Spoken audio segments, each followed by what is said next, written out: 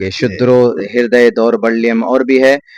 मेरा भी चूंकि अचानक याद नहीं आ रहा है, तो उसमें बस यही गीता का एक मंत्र है जिसमें श्री कृष्ण जी ने अर्जुन को कहा था कि तुम मजबूती के साथ तीर धनुष लेकर के मैदान में खड़े रहो और ये जितने भी राक्षस हैं, नास्तिक हैं, इनको बारो रुद्र वो गिरीवा श्रयित पिशाच अव ब्रह्मा दुविशो यही तुवम तूर्य तरुष्यतः सत्यम विभाजन। ये है तुवम तूर्य तरुष्यतः सत्यम विभाजन का मतलब ही यही है कि आप जो राक्षस होता है उस राक्षस को मारो। लेकिन इसका ये अर्थ बिल्कुल नहीं होता कि कोई सामने हिंदू है तो उसको मारो, या कोई मुसलमान है तो किसी हिंदू के लिए परमिशन नहीं है कि उसको मारो। नमस्कार, आदाब, सलाम, सत श्री अकाल दोस्तों। इस वक्त हम जो कि हाट विधानसभा से आपको तस्वीरें दिखा रहे हैं, हमारे साथ जो चेहरा देख रहे हैं आप स्क्रीन में, ये किसी परिचय के मोहताज नहीं है, ये अपने आप में बहुत अजीम शख्सियत है। इनका नाम हुआ मौलाना सालिम चतुर्वेदी है और एमआईएम को समझिए तो यहाँ पे न्यू इन्होंने ही डाला है। एआईएमएम जो आज पहचान बनाई हुई है, जो कि हाट में तो शुरुआत इन्होंने ही की। जानेंगे इनसे एमआईएम के ये मजबूत प्रत्याशी भी हैं, यहाँ के प्रबल दावेदार हैं। इनको लेकर के विधानसभा की क्या तैयारी है, किस तरीके से अपने आप को देखते हैं, तमाम बातें करेंगे। आप हमारे साथ बने रहे। सबसे पहले सालिम चतुर्वेदी जी, आपका मेरे चैनल में स्वागत है। आपका भी बहुत शुक्रिया। सर, सबसे पहले मैं जानना चाहूंगा मौलाना साहब, आपकी शिक्षा और राज सामाजिक जीवन की शुरुआत कैसे हुई? तालीम मेरी तो घर से ही शुरू हुई। मेरे वालिदैन के ज़रिए से ही बेसिक तालीम हमने शुरू की, बुनियादी। और उसके बाद फिर यहाँ से हमने बाहर का सफ़र शुरू किया, क्योंकि हमारी दीनी तालीम हुई है, मदरसों में हुई है। उसके बाद फ़ज़ीलत यानी आलिम मुकम्मल होने के बाद, फ़ज़ीलत मुकम्मल होने के बाद हमने फिर बेंगलोर के अंदर एक यूनिवर्सिटी में हमने कंपैरेटिव स्टडीज़ का कोर्स किया हुआ है। यहाँ पे हमने अपने तालीमी सफ़र का शुरू किया है। आपको राजनीति में आने की प्रेरणा कहाँ से मिली? आपका इसलिए कि आपका जो लेवल है वो अलग किस्म का है, एक धार्मिक ये में, लेकिन आप राजनीति में कैसे सक्रिय? देखिए, एक बात तो ये बता दूं, लोग ये समझते हैं कि अगर कोई धार्मिक आदमी बन गया, मजहबी आदमी बन गया, हाफिज कारी मौलाना साहब हो गए, तो वो सियासत में नहीं आ सकते। ये एक गलत बात है। सियासत हमारे नबी पाक अलैहिस्सलातु वस्सलाम की ज़िंदगी, बल्कि अपने हमारे मजहब का एक हिस्सा है। लेकिन यह है कि सियासत का मतलब आजकल बदल दिया गया है। सियासत का मतलब खिदमत खल्क होता है, और खिदमत खल्क के लिए धार्मिक और मजहबी आदमी जो काम अंजाम दे सकता है, वो शायद दूसरे और लोग नहीं दे सकते हैं। बहरे कैफ तो खैर यहाँ आने के बाद हमने जब देखा यहाँ पे कि सियासत के प्लेटफॉर्म से जो लोग चुनकर आते हैं, वो लोग यहाँ पे लोगों के साथ इंसाफ नहीं करते हैं। जो उनको हक मिलना होता है वो नहीं मिल पा रहा है। तो इसीलिए हमने सोचा कि नहीं, यहाँ सीमांचल अपने जोकीहाट के अंदर सियासत के मैदान में कदम रखा जाए और कुछ काम किया जाए। तो इसीलिए हमने फैसला किया सियासत में आने का।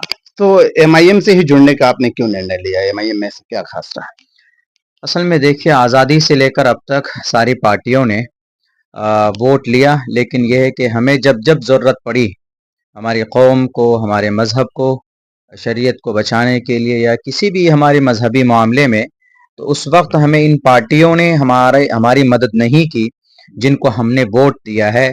बिहार लोकल लेवल पर जो आरजेडी, जदयू और सेंट्रल लेवल पर कांग्रेस है, और भी कई सारी पार्टियां हैं पूरे भारत के अंदर, जहां मुसलमानों ने दिल से वोट किया उनको। उन्होंने ज़रूरत पड़ने पर उन्होंने उनका साथ नहीं दिया है, जिसकी वजह से हमें ऐसा लगा कि नहीं, अब यह है कि हमने आज तक तो ये कोशिश की कि फ़लाँ को जिताओ, फ़लाँ को हराओ, लेकिन जब हमने गौर किया कि भाई नहीं, हम भी जीत सकते हैं, तो इसीलिए वो प्लेटफॉर्म नज़र आई मजलिस इत्तेहादुल मुस्लिमीन। तो इससे हम लोग जुड़े और अल्हम्दुलिल्लाह सन 2020 के अंदर वो पार्टी यहाँ पर कामयाब भी हुई। आपको नहीं लगता है कि राजद हमेशा मुस्लिमों का सिर्फ वोट बैंक रहा है, वोट बैंक के लिए इस्तेमाल किया है? राजद का ही नारा है कि जिसकी जितने भागीदारी उसकी उतनी हिस्सेदारी, तो फिर उसने जैसे कि गठबंधन में शामिल नहीं करके वो क्या क्या किया? तो ये तो उन्होंने खुली नाइंसाफ़ी कर रहे हैं, सब लोग भी देख रहे हैं कि उनके तादाद के एतबार से देखिए, अफराद के एतबार से देखिए, तो वो कितनी बड़ी तादाद में है, मगर ये है कि उनके हद से ज़्यादा विधायक होते हैं, उन टिकट देते हैं, कैंडिडेट बनाते हैं वो। और जो मुसलमान एक बड़ी तादाद में बिहार के अंदर जो उनसे जुड़ा हुआ है, वो उनको खातिर खा उनके हिस्से के हिसाब से उनको वो कैंडिडेट नहीं बनाया जाता। और दूसरी एक बात और भी बताऊँ, अभी जैसे किसी ने सवाल किया तेजस्वी यादव साहब से कि आप आई लव मोहम्मद पर कुछ बोलिए, क्योंकि मामला बड़ा गरमाया हुआ है बहुत सारे नौजवानों को। इस पे सिर्फ स्टेटस लगाने पे या हाथ पे आई लव मोहम्मद का एक बैनर उठाने से उनको जेल कर दिया गया। तो उन्होंने स्पष्ट ही कहा, वो कुछ बोल सकते थे, इस पे बोल सकते थे कि हर किसी को, जबकि धर्मनिरपेक्ष राज्य है हमारा, हाँ, तो जबकि आजादी है। भारत का संविधान भी आर्टिकल नंबर 25 में भी लिखा है, freedom of conscience and free profession and practice propagation of the religion. वो इसका हवाला दे के बोल सकते थे कि जो कुछ भी हो रहा है गलत हो रहा है। मोहम्मद सल्लल्लाहु अलैहि वसल्लम से अकीदत रखने वाले मुसलमान हैं, श्री रामचंद्र जी से हिंदू हैं, और भी बहुत सारे इस तरह के देवी देवता हैं। मजहबी मामलों में इस तरह की कार्रवाई एक तरफा नहीं होनी चाहिए, वो बोल सकते थे। लेकिन उन्होंने क्या किया, उन्होंने ये जवाब दिया कि हम अभी बिहार के इलेक्शन में मसरूफ हैं। तो इससे साफ पता चलता है कि जब आप हमारे मजहबी मुद्दों पर नहीं बोल सकते हैं और उन मुद्दों पर बोलने के लिए कह रहे हैं कि जिसका संविधान ने इजाजत दिया है, अगर आप बोलेंगे तो आप मुजरिम नहीं बन जाएंगे। अरे हमेशा से आपको समर्थन किया है तो आप कम से कम बोल देते तो दिल ये होता मुसलमानों का कि चलो भाई। बहुत बड़ा मुसलमानों का रहनुमा बनने वाली पार्टी है और मुसलमानों के वोट से ही उनकी सरकारें भी बनती है। तो इसीलिए अब लेकिन ये फैसला कर लिया है कि मुसलमानों ने कि अब ये है कि हमारे पास विकल्प नहीं था, तो हम मजबूर होकर उन्हीं में से किसी एक को चुनते थे। लेकिन यह है कि अब मुसलमानों का पास एक विकल्प आ चुका है, मजलूमों की एक आवाज बनकर मजलिस इत्तेहादुल मुस्लिमीन सीमांचल में आ चुकी है, इसलिए मुसलमान मजबूती के साथ मजलिस से जुड़ गए। क्या लग रहा है इस बार अगर ये जो महागठबंधन ये ओवैसी को पार्टी को अपने गठबंधन में शामिल नहीं करके कोई बहुत बड़ी गलती की है या फिर मुसलमानों को एक इग्नोर किया गया है? क्या क्या समझते हैं आप, कैसे देखते हैं इसको? ये तो वाकयातन इसमें कोई शक नहीं है कि उन्होंने नफरत का इजहार किया है कि मुसलमानों हमें तुम वोट दो लेकिन हमें तुम्हारा लीडर नहीं चाहिए। अरे 20% है संख्या में, आप 2% वाले को 4% वाले को उनका हक देने की बात करते हैं। सबका नेता है लेकिन मुसलमानों का नेता, ये बड़ी अफसोस की बात है। वही तो, मुकेश सहनी साहब की तादाद कितनी है, उनको करीब में बुलाकर बिठाते हैं और गले में हाथ रखते हैं, और यहाँ जो 18-20% में लोग हैं और हमेशा से आपको समर्थन किया है, आप उनको करीब में कुर्सी पे भी नहीं बैठाते हैं। तो ये तो सौतेला रवैया, जो रवैया बीजेपी कर रही है वही रवैया आप भी इख्तियार आपने किया है। एनडीए के अंदर कोई बीजेपी किसी मुस्लिम को नहीं लेते, तो वैसे इंडिया महागठबंधन में भी है, उन्होंने भी नहीं लेने की कोशिश की, बाज़ाब्ता इनकार कर दिया गया। तो दोनों में कोई फर्क नहीं है, हमारे नजर में तो बीजेपी जैसी है वैसे ही इंडिया महागठबंधन। ना, आप बहुत फेमस आदमी हैं, एक चतुर्वेदी हैं, काफी सभाएं करते हैं और बहुत सारे लोगों के अंदर आपका हर तबके के लोगों से मिलना जुलना होता है। कहीं ना कहीं क्या सीमांचल इस बार राजद को सबक सिखाने का काम करेगी, ऐसा सुनने में आ रहा है? एकदम करेगी, इसलिए करेगी कि जैसे अभी अख्तरुल इमान साहब ने पटना अभी वो गए कई मरतबा, उन्होंने गाजा वाजा के साथ, वो तो बाद में गए, पहले तो उनको लेटर लिखा गया, उन्होंने कहा कि हमको पता नहीं है कहाँ लेटर है या किसने वो क्या बोला। तो इसीलिए उन्होंने सोचा कि भाई जब आपको आवाज नहीं पहुंची, आपके ऑफिस तक लोग पहुंचे हैं लेटर लेकर, अगर आपको आवाज नहीं पहुंची तो लो ढोल बजा करके आपके घर के सामने में हम आते हैं। एक जगह उन्होंने बयान दिया तो तेजस्वी जी ने कि हाँ अभी ओवैसी जी का मेरे पास कोई फोन नहीं आया इसलिए मैं कोई निर्णय नहीं लिया, क्या देखते हैं आप? अरे तो हर काम ओवैसी जी करेंगे, अगर ओवैसी साहब करेंगे तो फिर बिहार के अंदर में यूनिट किस लिए बनाई हुई है? बिहार की जिम्मेदारी अब्दुल रहमान साहब को दी हुई है और वो यहाँ का काम संभाल रहे हैं। तो जब वो खुद से चले गए हैं तो इससे बड़ी बात और क्या हो सकती है? टालने का प्रयास किया गया उनके द्वारा, बस ये है कि एक टालने का एक बहाना है और कुछ नहीं। चलिए, जोकीहाट विधानसभा की जनता अगर आपको एमआईएम पार्टी टिकट देती है और यहाँ की जनता आपको जनादेश देती है तो अगले 100 दिनों के कार्यकाल आपके क्या होंगे? जोकीहाट के अंदर सबसे पहली बात तो हमें भी स्ट्रगल कर रहे हैं टिकट के लिए, और चूंकि टिकट की मुकम्मल मजबूत दावेदारी और हकदारी हमारी तरफ से है, क्योंकि सन 2020 में मुझे टिकट नहीं मिला था, मुझे कहा गया था कि आपको समर्थन करना है, आइंदा देखेंगे। तो आइंदा इस बार भी क्योंकि यहाँ से टिकट की कोशिश में मैं लगा हुआ हूँ, कभी उम्मीद है कि मेरे हक में फैसला हो। अगर ऐसा फैसला होता है, और इंशाल्लाह मैं उम्मीद है कि फैसला ही होगा। और जोकीहाट के अंदर आप 100 दिन तो बहुत हो गए, बल्कि मैंने कहा था कि जो करप्शन, सबसे बड़ी परेशानी यहाँ पर करप्शन है ब्लॉक के अंदर में। ब्लॉक में रजिस्ट्रार ऑफिस में, हॉस्पिटल में डॉक्टर नहीं है, हमारे गांव में एक सिर्फ एक छोटा सा हॉस्पिटल बना दिया, उसमें शायद महीने में क्या साल में भी एक मरतबा डॉक्टर नहीं सर जाता कहीं है। न कहीं जनता त्रस्त ही नहीं है, जनप्रतिनिधि भी त्रस्त है। मैंने कई मुखिया और कई समितियों से बात किया है, वो लोग भी इस चीज़ को खुलकर बोल रहे हैं कि सर करप्शन से हम लोग परेशान हैं अफसरशाही। यानी करप्शन इतना है कि लोग प्रतिनिधि लोग कह रहे हैं, मुखिया जी, जी, मेंबर जी, समिति बिल्कुल। लोग ये कह रहे हैं कि हम लोगों को ऐसा लग रहा है पिछले 5 साल में हमारा कोई विधायक ही नहीं है, हम लोग बिना विधायक के हैं, ये कहना है जी, जी, जी। लोगों का। यानी इतना करप्शन है कि हद से ज्यादा हर चीज में। एक राशन कार्ड बनाने के लिए क्या खर्च है, सरकारी फीस मेरे ख्याल से गालिबन 50-100 जाति रुपए आय लेते निवास हैं बनाने के लिए जी, 500-500 रुपए की इनमें भी 500-500 रुपए ले जी, रहे हैं, तो जी। ये करप्शन है।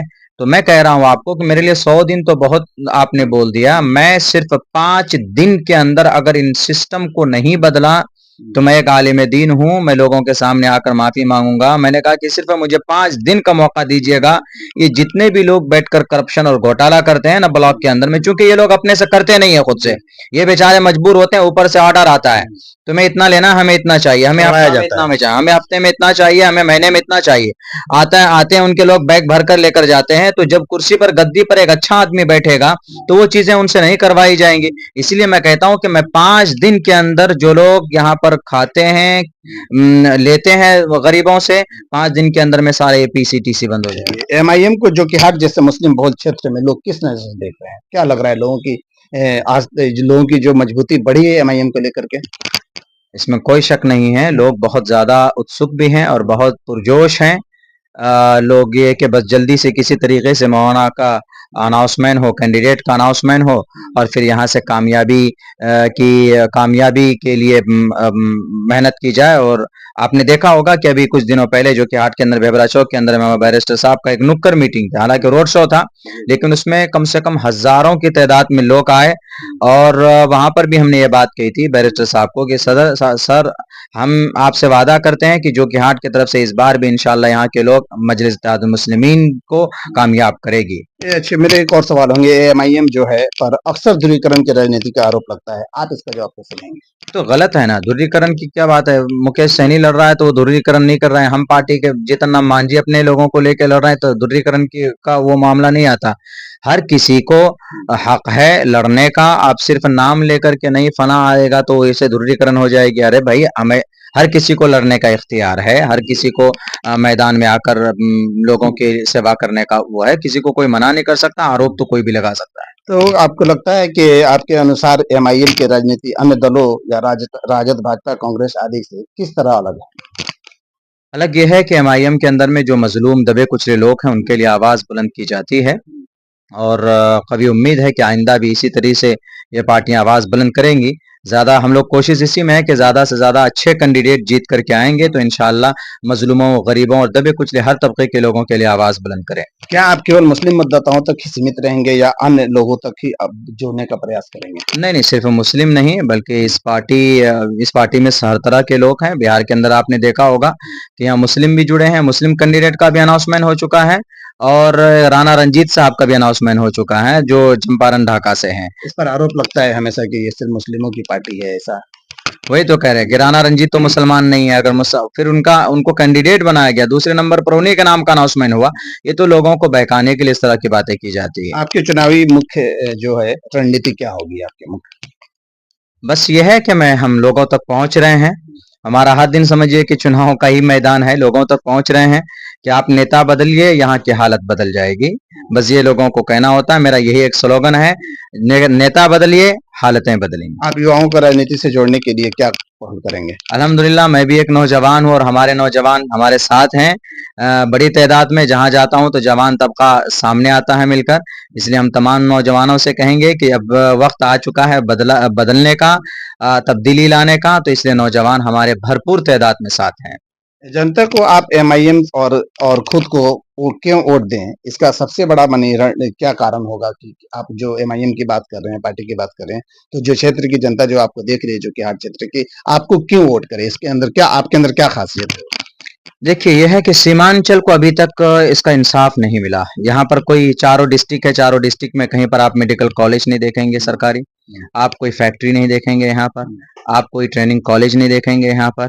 मुस्लिम अलीगढ़ यूनिवर्सिटी का एक ब्रांच ज़मीन अलॉट की गई, लेकिन ये कि बिल्डिंगें नहीं बनी है, वहाँ पर उसका फंड रिलीज़ नहीं हुआ है। ये बड़े काम हैं। हमेशा सैलाब आते रहते हैं, महानंदा बेसिन का काम नहीं हुआ, ये सारी चीज़ें हैं, ये बड़े काम हैं। तो हम इसलिए चाह रहे हैं यहाँ के लोग कि भई कम से कम इस पार्टी से आवाज़ बुलंद की जाती है। पटना में अख्तर साहब उठाते हैं और वहाँ पर दिल्ली के अंदर में बैरिस्टर साहब उठाते हैं। तो इसलिए यहाँ के लोगों को एक उम्मीद है कि भई इस प्लेटफ़ॉर्म से हम अपना हक ले सकते हैं। तो इसीलिए हमारी एक कोशिश रहेगी, इस पार्टी की रहती है। जी। एक आखिरी सवाल मेरा है कि एमआईएम पे हमेशा असदुद्दीन ओवैसी मुसलमानों की बात करते हैं। पार्लियामेंट में जब भी कोई चाहे ट्रिपल तलाक हो या वक्फ बिल का मामला हो, किसी भी अन्य मामले जो मुस्लिमों से जुड़े हुए मामले होते हैं, हमेशा असदुद्दीन ओवैसी इस बात को उठाते हैं। लेकिन फिर भी मुसलमान ही खुद बी टीम करता है बीजेपी की। आप क्या कहें? देखिए वो लोग नासमझ हैं, वो लोग नासमझ हैं, जो लोग इस तरह की बात कहते हैं।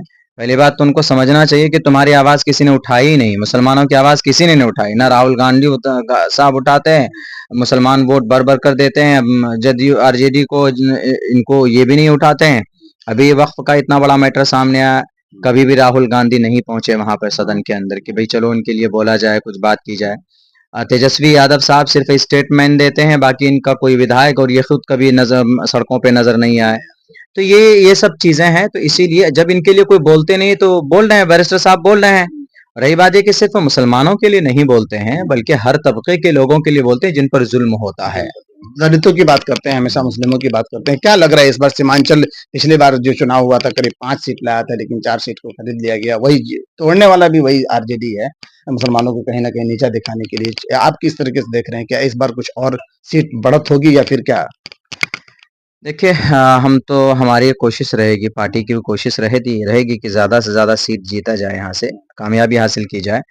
और ये है कि लेकिन हम तो ये कहते हैं कि ऐसे लोगों को पहली बात तो कैंडिडेट बनाया ही ना जाए कि जो दल बदल लें फ़ौरन। और ऐसे लोगों के माथे पर लिखा तो नहीं होता है, लेकिन उनके सियाक व सबाक यानी आगे पीछे देख करके अंदाज़ा लगाया जा सकता है। पिछले बार चूँकि ये चूक हो गई, हालाँकि उन्होंने पार्टी ने ये समझा था, पार्टी कमज़ोर थी, पार्टी ने सोचा कि बड़े-बड़े लोग आ रहे हैं तो पार्टी मज़बूत होगी।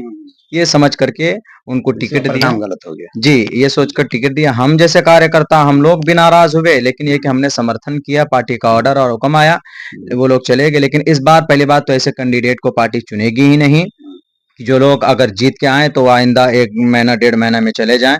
अच्छे कैंडिडेट की उम्मीद रखें, अच्छे कैंडिडेट। चलिए मौलाना, आप जो कि हाट विधानसभा से तमाम लोग देख रहे हैं, तमाम महिलाएं, युवा, सभी वर्ग के लोग देख रहे हैं। आप क्या मैसेज देना चाहेंगे हमारे चैनल के माध्यम से जो कि हाट विधानसभा को लेकर? बस मैं आपके चैनल से यही कहना चाहूँगा कि जो कि हाट विधानसभा के लोगों, नेता बदलिए, आपकी हालतें बदलेंगी, आप जो परेशानी में रहते हैं, आपकी परेशानियाँ दूर होंगी, लेकिन नेता जब तक नहीं बदलेंगे तो आपकी हालत नहीं आज बदलेगी। दशहरा पूजा की 10वीं है और आप चतुर्वेदी हैं एक, और गांधी जयंती भी है, राष्ट्रपिता महात्मा गांधी की।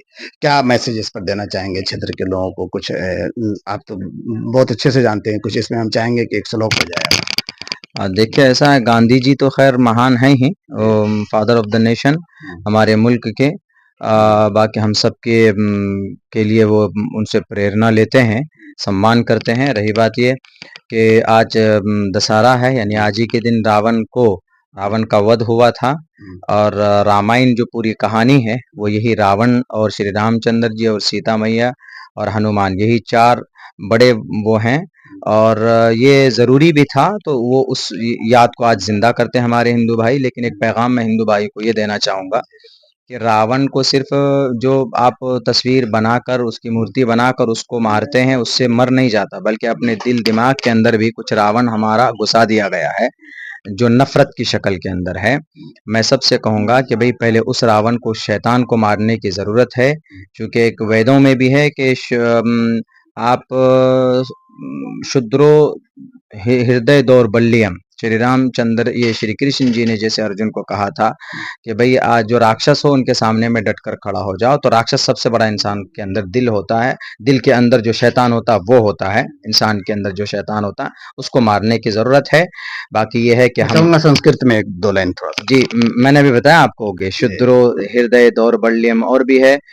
मेरा भी चूँकि अचानक याद नहीं आ रहा है, तो उसमें बस यही गीता का एक मंत्र है जिसमें श्री कृष्ण जी ने अर्जुन को कहा था कि तुम मजबूती के साथ तीर धनुष लेकर के मैदान में खड़े रहो, और ये जितने भी राक्षस हैं, नास्तिक हैं, इनको मारो। रुद्रवो गिरीवा आश्रयित पिशाच अव ब्रह्मा दुविशो यही तुवम तूर्य तरुष्यतः सत्यम विभाजन। ये है तुवम तूर्य तरुष्यतः सत्यम विभाजन, का मतलब ही यही है कि आप जो राक्षस होता है उस राक्षस को मारो।